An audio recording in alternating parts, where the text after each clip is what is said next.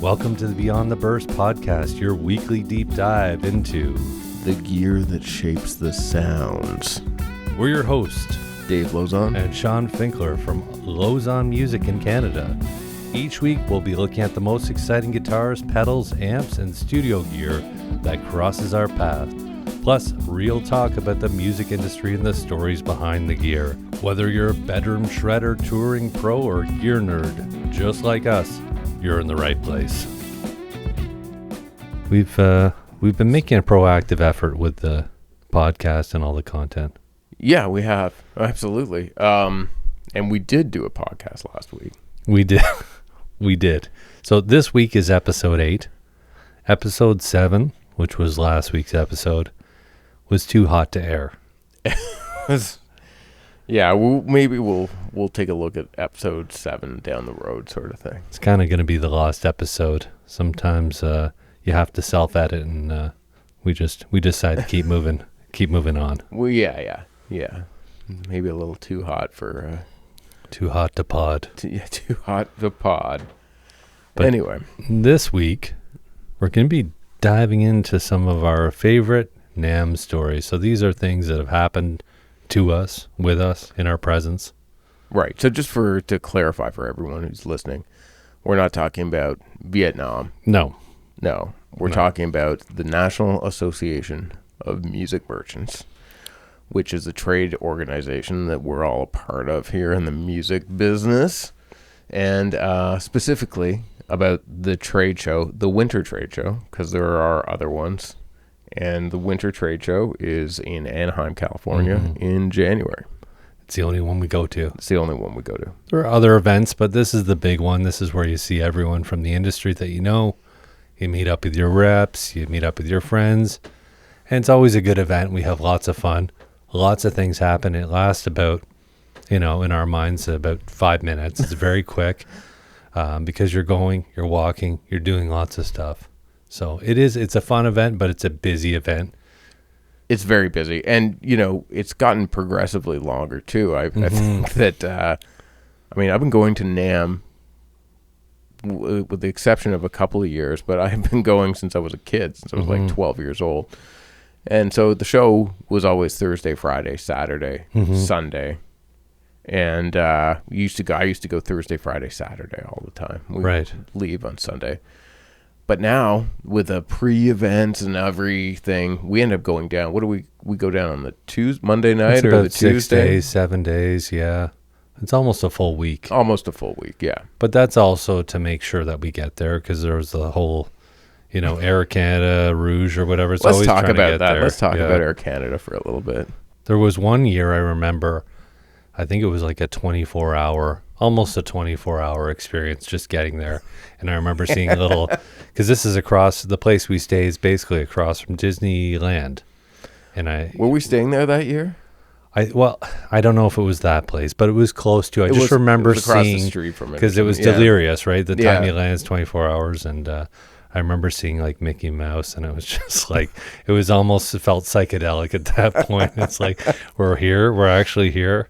Yeah, I think that day was the good people at Air Canada doing what they do best is like screwing up your flight through Toronto. So this is like never again. But what happened is we were going to make our connection, but the luggage was not, so they wouldn't let us on the plane. Yeah. So we had to go downtown to a cocktail bar in Toronto and hang out there. Oh yes, that was for like night, 8 hours.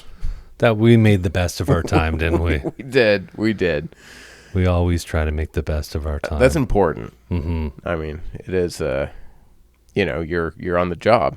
You got to make the best of it. We work very hard all year, and NAMM for us is also a bit of a reward. We try to have fun. We try to make it a really good experience wherever we are, wherever we land, wherever we're delayed. Yeah, for sure. And it's funny. It is like it's a work trip, but it's definitely it definitely feels like a bit of a reward as well, because you're getting to see all your friends, get to see friends around the industry you only see once a year, hang out, that part's very good.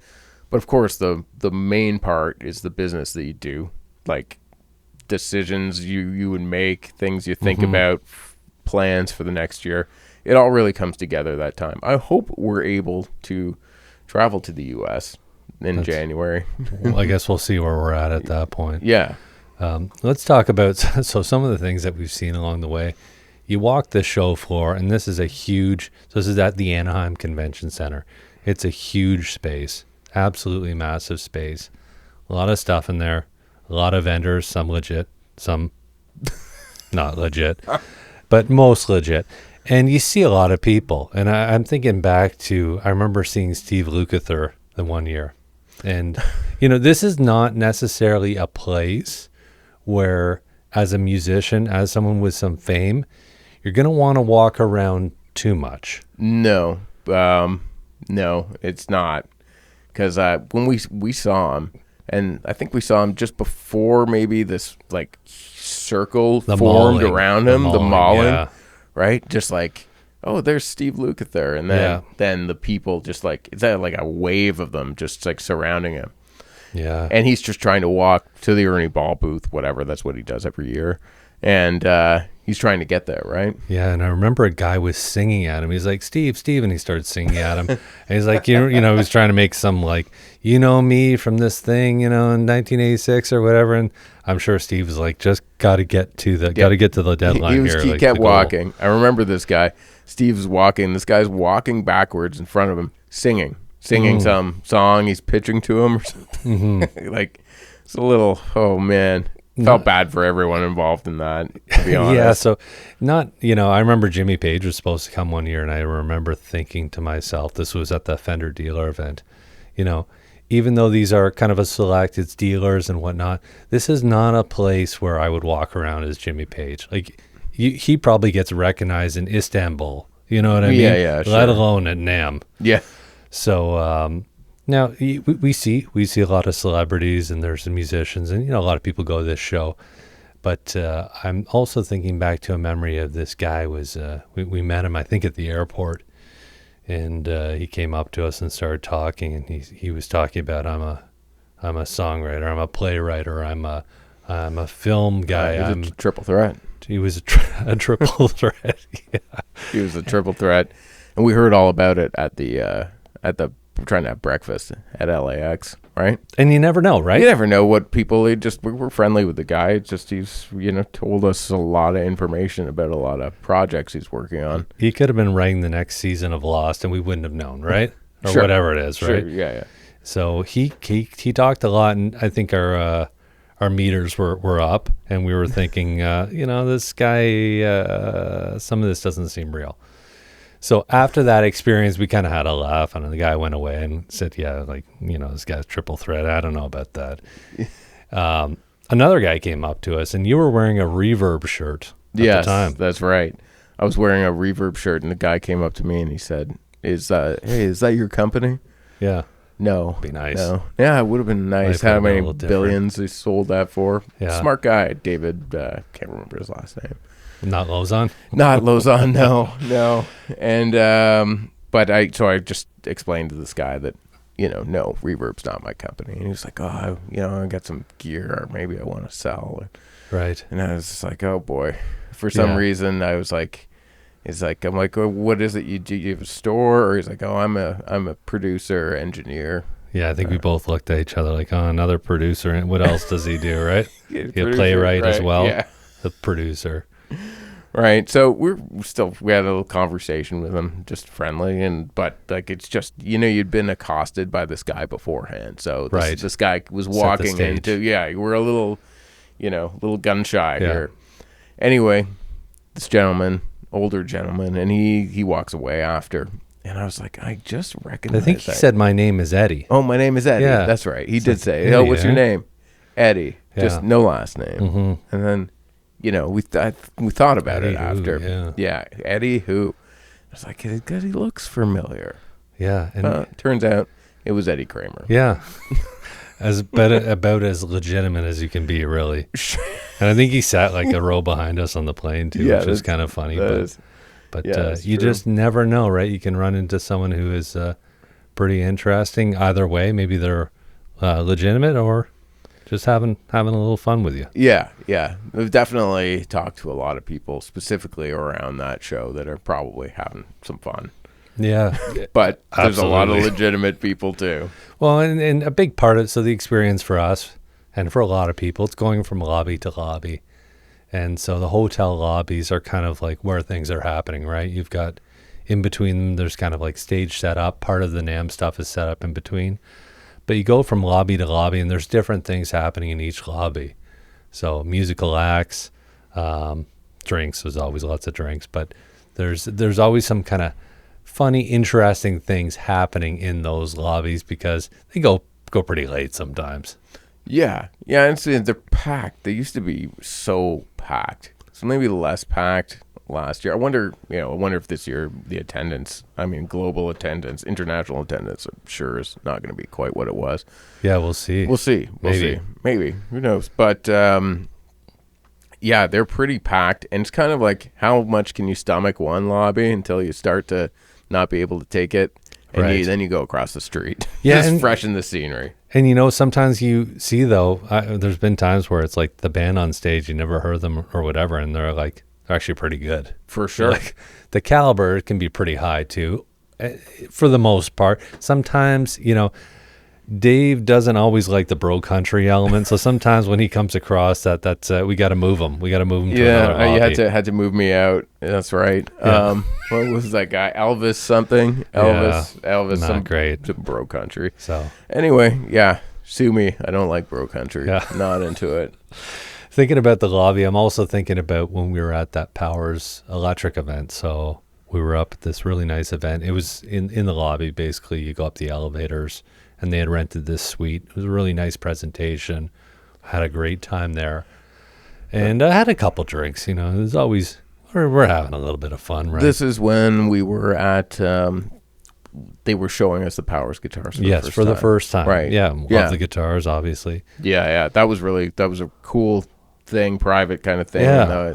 The suite, and great to play the guitars for the first time. That's when I played that the vibrato system on that guitar, and I was just immediately It's sold. stunning. Yeah, It's funny because up until this point, this is a thing about NAMM, is sometimes you have an idea in your head about what something is, what it's going to be. And then when you actually get there and you sort of see the thing, or your mind can completely change. Yeah, and absolutely. that's the case with that Powers guitar. When I saw it in person and played it, I was like, wow, this is awesome. We got to have these guitars. perception can definitely change, and we've experienced that a bunch of times. But just back to the lobby here. Yeah, okay, And there's a story I kind of want to cut in before we dig into that. We were having a great time. We're heading down to the first floor. And I remember we're going down, and it's at 3:00, 4:00 in the afternoon, and maybe we're on the 15th floor or something. 10th floor comes, doors open. No, we were like it's higher. We were like Even on higher, the okay. 20th floor, Okay. or something crazy like that.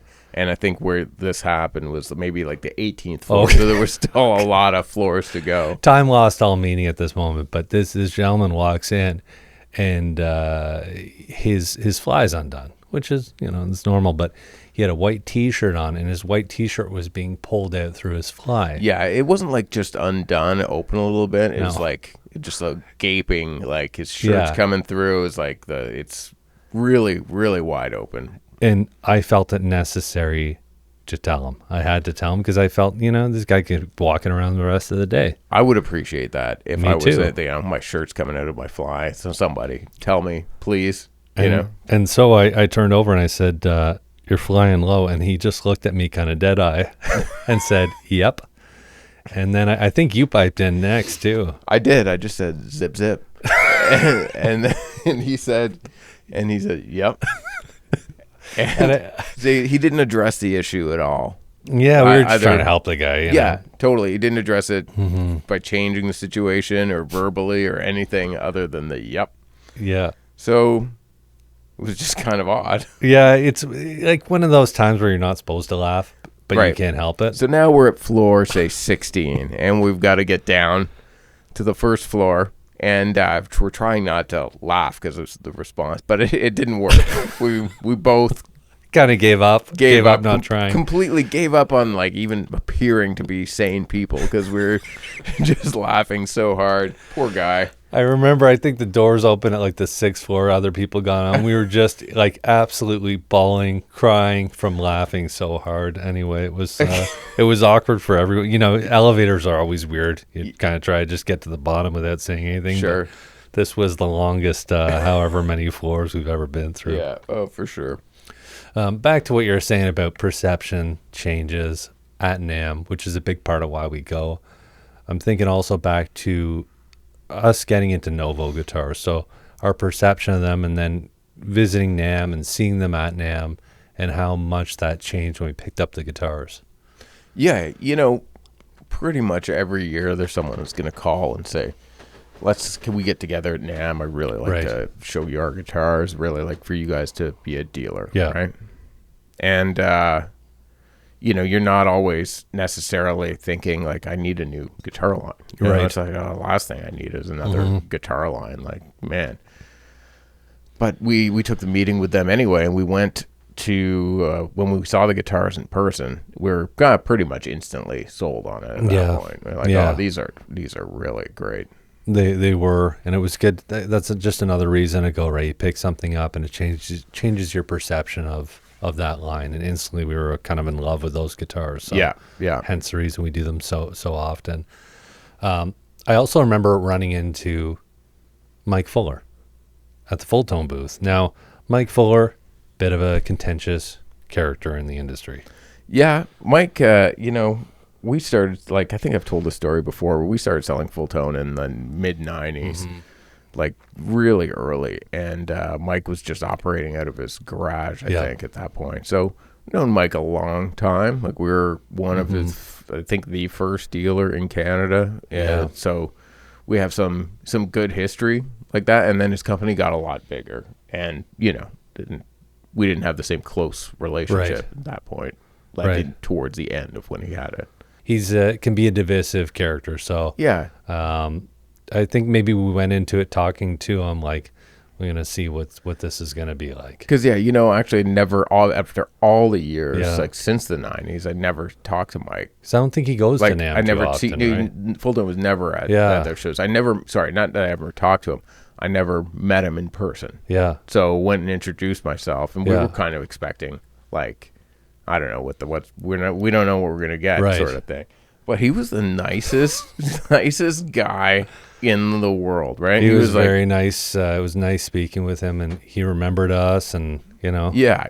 He's a really good guy. We talked about old days, whatever, and just not maybe what you would think of. People would expect. Yeah. Well, I mean, in person to us, that day it was a very positive experience, and obviously we're carrying the pedals, so they're all great. Yeah, they're great back. pedals. Full Tone's back. By the way, Full Tone is back. Jackson Audio is making them. So let's talk a little more about walking the floor. So food and drink, important when you're traveling anywhere, anytime. You know, always very important. I'm thinking about walking the floor. You need a coffee sometimes. You need a bottle of water. You need whatever. Sometimes you're dying. You're dying. Maybe it's from the night before. Maybe it's from the plane ride. You never know what the reason is, but you are dying. Could be anthrax. And I remember there was an effects manufacturer who had coffee, and they were brewing it up. And this is like, I would say this is the equivalent of water in the desert. You know? Yeah. There wasn't like, you couldn't get a coffee like for some reason that year. Yeah. You're on your hands and knees crawling up to the bottle of water, whatever it is, right? So in this case, it was coffee for us. And I remember hanging around like for 5-10 minutes, waiting for this guy to brew this coffee. And he didn't want to give it to us, though. No, he didn't. It was a vetting process of like why we might deserve the coffee. Looking at the badges and figuring out if we deserve this coffee. We used to sell those pedals. Yeah, we used to. But they didn't do themselves any favors, to say the least. Would you say that the reason we don't carry Earthquaker pedals is because of the coffee incident? I think it's part of it. I would say it's a big part of it. Big part. It's like 75%. So we did get, we did get the coffees after all, but it ended up being these, like, when you go to the dentist and you get those little cups to wash your mouth out with the mouthwash. It was like one of those cups, and it might as well be drinking mouthwash because the coffee was so strong and so bad. Maybe the worst coffee I've ever had. Yeah, kind of. You regret wanting it in the first place. So I think we probably left and got a real coffee at Starbucks or something. Probably just left the show entirely. Had to walk back to the hotel. But that's possible. There is scarcity with the coffee. Remember me going up to, was it Music Mess or what? It was that European. Yeah, the German trade show. They don't want to get that. I have asked for coffee there a couple times. Yeah, they had it. They had the coffee out. They had lots of it. But they don't want to give you a coffee. Yeah, what did they ask you? Like, is it for like European members only or something like that? These are the suits too, so they were not like in us. No, so no coffee for you, they said. There's a large suit contingent, but there's a lot. There's another non-suit But so we like to try to enjoy the food and the drink, and that's a big part of the experience too, right? You're out, you're on this trip, and you're trying to make it a whole positive experience, and it's kind of revitalizing you for another year of the retail stuff and everything that we do, right? Yeah. And so there's a place that we really like to go, Roy's, and it's a great Hawaiian fusion steakhouse. It's kind of become a tradition. Oh yeah, for at least one night. But I think maybe did we go 2 or 3 times? I think it was 3 times. Three times. Maybe 3 times was one time. It was probably one time too many for sure. But it's really good. Yeah. It's one of my favorite places to go for sure. But there's also, other than like when we go out for dinner, there's the events, right?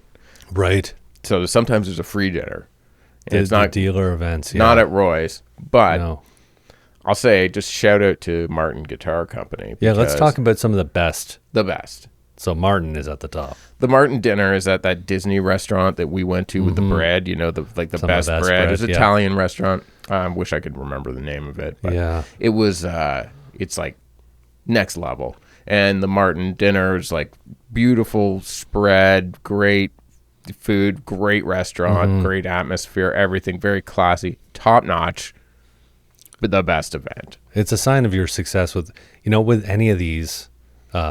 Any of these manufacturers getting invited to these things is usually it's a positive thing. Hey, we want you to come to this because we feel like you've been doing a good job. So that's one of those dinners where they're patting you on the shoulder saying thank you. Right.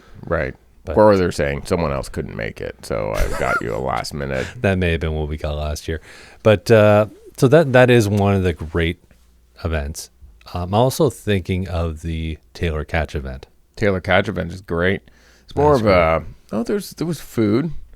Great food. Great food. Great food. Great drinks. Great whiskey sours with the egg. That one is kind of left an imprint. It's something I think about regularly. Yeah. It could turn me into an alcoholic just drinking those. They are that good. So that event, you got to kind of self-regulate at some of these things because, it's 11 a.m. It's 11 a.m. and it's an additive effect here. Yeah, because the days are long no matter what. Like I think the Taylor event is usually on the Wednesday morning, right? And then the Fender Custom Shop event is Wednesday evening. Another great event. And they've got some food, some finger food and stuff. It's very good. It's an open bar. So both of these open. Anyway. Both events, really, are, when you think about it, they're showing you expensive guitars that you could order and feeding everyone free alcohol. So you can do the math. They figured it out. We've had that thought before. It's like, could we do this in a retail setting? We've done it. I guess when we do external events, but it would be dicey on a day-to-day kind of activity. Oh, you mean that just like regular? Yeah. Come on in. Yeah, come on in, have a drink. Have a whiskey sour. You got it. For sure. So another event, some of our friends really like going to the Yamaha event. So they have a nice event.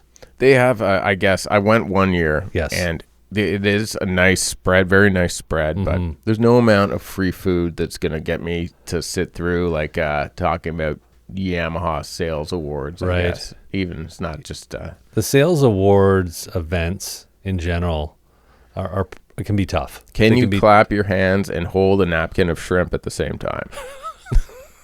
Well, don't you do the clap on your leg? Isn't it kind of like a gentle clap on your leg just to show you're participating? Right, but you're also holding a drink. So what do you do? Right. Well, you try to eat that shrimp as quick as you can. Yeah, you got it. Right? Yeah. Slap your face. I don't know. You don't want to go to every event because there is a lot going on, and not every event is great. Now you want to pick and choose. You want to hopefully you choose wisely because it's where you're going for dinner. What you're gonna like. What's going on? Is it a concert? Is it going to be loud? Are you going to be holding your food in a napkin? Right. What's the situation? Right. So I think, I mean, have we talked about all the good events? Yeah, I mean, I can't think of it. There are a lot of good events, and we're probably missing the Duesenberg dinner. Oh, that was nice. That's very good. That was really good. Yeah, now it's off-site, and that was in like Fullerton, right? Yeah, and that was good. Really nice meal. Yeah. Yeah, that was a really nice meal. Yeah. Yeah, kind of buffet style. But their showroom there, that is a great event. Their showroom there is pretty slick. Yeah. So the layout. Really and nice. The motorcycle with the radio. And it's a very cool setup. And it's actually across from the original Fender factory. That's right. In Fullerton. So kind of a cool. Very historic kind of thing. Cool event. Let's talk about some of the other events that we've been to. So you go into these things with an expectation, we're having a very positive experience. That's the whole thing. You're trying to eat well. You're trying to live well because it's a long convention. Yeah. You want to eat as well as possible. You want to, you don't want to get food poisoning or anything like that. No. Oh, while we're talking about good places quickly, the taco place. Really great Not place. An event, but that's like a legit off-site taco place, super inexpensive. Yeah, one of our friends found that on TikTok or something. Right. And it was incredible tacos. Yeah, like super legit. They've got like the smoker out back. Yeah. And very really good. You'll eat too much there. Yeah, for $11 or whatever. Very good. Very good. Inexpensive. Yes. So you would eat too much there. But there was one event I can think of where you wouldn't want to eat any of it. That's true. And, sometimes when you think, I've been invited to this dealer event. It's going to be good. It's going to be good because in your head, you're thinking Martin. You're thinking Taylor. You're thinking high-end boutique. That's going to be the vibe through and through. Right. You're not like you didn't get invited to a dinner from the, the headstock tuning company from Guangzhou or whatever. This in Hall E. You're at like a legitimate. I feel like they were eating better that night. They probably way better anyway. But it wasn't like this was Sir. We were at a Sir event, right? In conjunction with some other people too, right? I don't think it was just them, was it?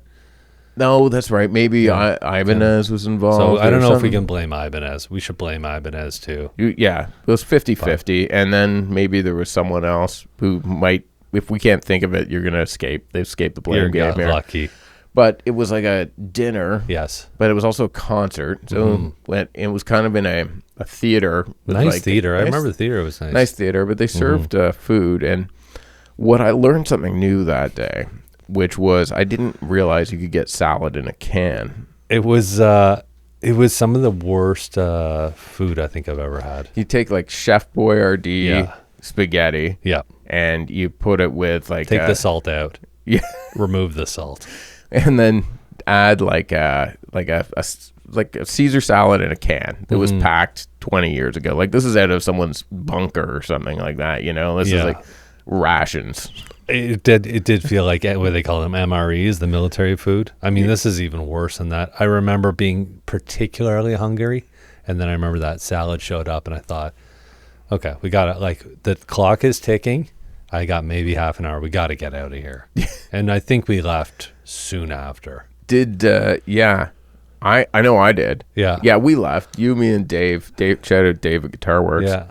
Yeah, we got out of there because there was some playing involved as well. So it was like a lot of like kind of hectic, high, frenetic, shreddy guitar stuff, and coupled with the salad and the pasta. Not something you want to experience on an empty stomach. But the lights were all out too. Remember, right. So you couldn't really see your food, which was maybe for the best, but then before it got to your face, but. Yeah. So, I mean, I got out of there as quick as I could. Yeah, that wasn't one of the better events. So, we've tried to avoid, you learn things throughout the years, right? Some people deliver and some people you're rolling the dice. So maybe eat first is the idea. Sure. You don't want to make a commitment. Usually some of the larger events too, it's like, oh, we're having this big thing. You probably want to stay away. You're gonna be Sardine City, you're gonna be squished in. You got like a ticket for a free drink, but you got to stand in line for 2.5 hours to get there. You're sweating. Speaking of lines, now you've brought up a memory here. The Canadian party, the Canadian music party. Oh, how could we forget? So I'm glad we got this because this is a low light / highlight. I don't know which category to put in. We do enjoy ourselves, so I guess it's a highlight. Yeah. I think last year was one of the best times we had at that party. Yeah. It wasn't but there's been previous years where there was like nothing, there's no sound, and they had like 2 bartenders, I guess. Right. And this is the Canadian party. People like to drink for in Canada. Sure. Yeah. So it was just basically 2 long lines of people. And you could go up and you get 2 drinks, and then you pretty much just go back to you drink your drinks in the line because by the time you get there, they're done. Yeah. Yeah. I don't remember who said it, but it's like, this is the worst lit party at NAMM. That's what that was me. The worst lit party for it's sure. Very dark. The lighting is kind of like, it's like a ballroom with the dimmer on a little bit. Like, anyway. But last year there was no band because usually they have kind of a stage or a performance. Sometimes they do, It shrunk. Last year was kind of more of a hallway kind of situation. It was smaller, but it was, that was the best time, the last year. One of the highlights. Definitely one of the highlights. And we get to see people from the Canadian music landscape, which we don't see too often. So no, definitely. There's like anything at NAMM, there's a lot of people you only see once a year. Absolutely. Yeah. And speaking of seeing people once a year, so we generally try to stay at the same hotel as our friends, and we spend a lot of time in the hot tub too. And this is kind of where we do a lot of planning for the year, truthfully, is all the best ideas. A lot of the best ideas come from being relaxed, sitting in the hot tub, and really just talking about business. So it's a good chance for us to kind of get caught up on the year's business and to try to plan for the next year. Yeah. It's truthfully, some of the best ideas have come out of those sessions. And we're hanging out with our friends, Dave from Guitar Works and Tyler from Stan Guitars. Yeah. We all get to talk. It's not often you get to sit down and talk with people in the same line of work. And a lot of shared experiences. For sure. So it is good to see that other people maybe, having parallels with you on a lot of things. Right. Yeah. It's not just us. No, it's not just us. So those are some of our favorite things from NAMM. It's always a great experience. We always have a ton of fun. And we're very fortunate to be able to go there and really enjoy that whole experience, One of the best things to look forward to at the end of every year. Absolutely. And thanks for listening today. If you like this podcast, please like and subscribe to hear more from us.